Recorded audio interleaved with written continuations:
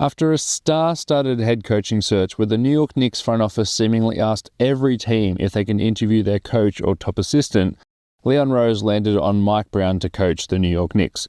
With an up-and-down history as a coach, it's clear that what Brown does bring to the franchise in the current NBA is a fast, dynamic offensive system. Something New York has been lacking under Tibbs' old-fashioned pass-the-ball-to-Jalen Brunson offense.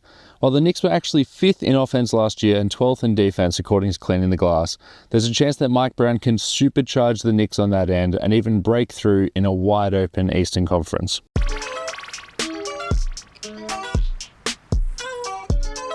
Now, while the Knicks were 5th in offense last regular season, their offense fell off in the playoffs far below their peers. Jalen Brunson was tasked time and time again with putting the ball in the basket. In Game 2 against the Celtics, a win in which you might remember Mikal Bridges getting the game-winning steal, their offense barely treaded water while their D locked down Boston. During the final 2 minutes, the Knicks offense devolved into hero ball by Brunson, and it didn't necessarily work. Yes, he made some tough shots, including this one over Drew Holiday, and got to the line at a crucial moment, but most of the time the play was just some initial movement to get Brunson at the top with the ball in his hands while the rest of the team just stood back and watched. On the other side of the ball, Jalen Brown was a Knicks fan's wet dream, taking and missing some good and horrendous shots.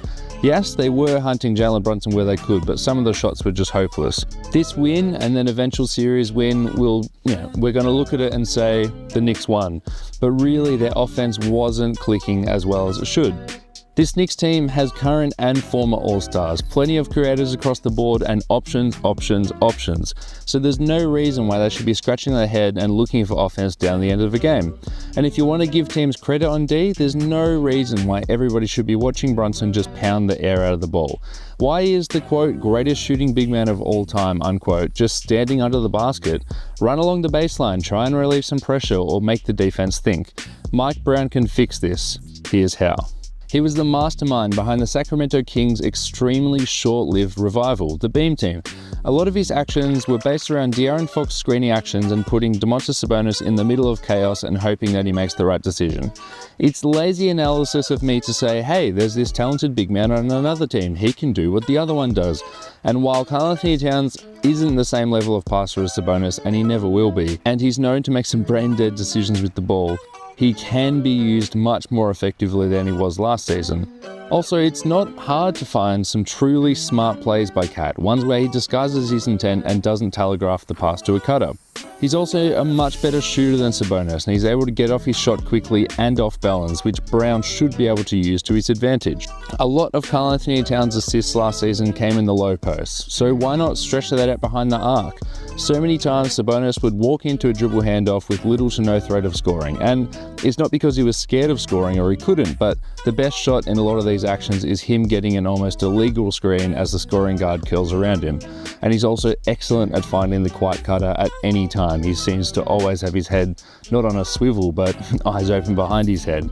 If you replace Cat with a lot of these actions, defenders will not have to worry just about the dribble handoff and maybe Cat's drive, but they will have to constantly worry that Cat could just turn to the basket and fire a high volume, high efficiency three-point attempt. Instead of faking a pass and dribbling past his man, Cat could just fake a pass and instantly jack up a three, something that wasn't really there in Sabonis' game. And if defenders switch these actions, Brunson and Cat are arguably better at breaking down a defensive matchup than Sabonis and Fox, opening things up after the initial action.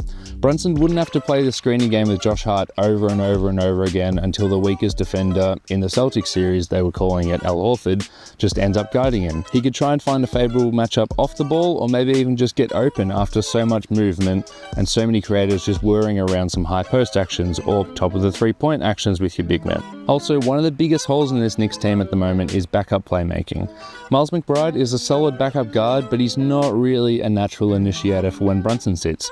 Jordan Clarkson, who they brought in this offseason, is a scorer, not a distributor, and that's fine if he still has gas left in the tank. Tyler Kolek, who knows if he can fulfill his destiny as the second coming of TJ McConnell, but you don't really want to bank on that sort of guy. And if Brown can find some offense with Cat running dribble handoffs, or maybe lean a little bit more on Josh Hart in these actions, he might be able to paper over the Brunson off minutes a little easier than Tibbs found it. The tertiary players on the Kings for much of Mike Brown's time were Malik Monk, Kevin Huerter and Harrison Barnes.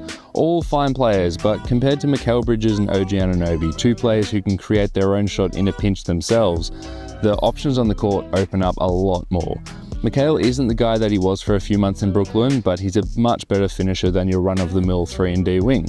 And OG Anunoby is such a forward young man with the ball, and again, I'm comparing him to Harrison Barnes here, so this is going to be a huge upgrade for Mike Brown's system. If Cat and Brunson remain the team's first option on offense, as they should, we could really see the supporting cast step up. Hopefully, as they're in the playoffs this time next year, we're not just sitting around waiting for Brunson to shoot. Hopefully they're active, they're involved, and we're seeing so much more dynamism out of a Knicks offense that truly has it there. So Mike Brown wasn't the front office's first choice, and he probably wasn't their second choice as well, but honestly, he might be the most fun choice for basketball fans. The Knicks have a really clear defensive identity that was built for years by Tibbs, and I don't want to discredit the work that Tibbs did, but he's not the offensive mastermind, and he struggled to make adjustments in the playoffs, and we just saw the same hero ball over and over and again. And while the defense did take a hit last season after Cat arrived, and Mike Brown's going to have a big job of figuring out the defense with Cat as your lone / biggest, most important big man, it might not matter. Mike Brown could supercharge this offense and elevate the ceiling of the team, making use of the elite roster that the front office has created. And honestly, the roster is there, and Mike Brown could be the last piece that this team needs to truly break out of the Eastern Conference.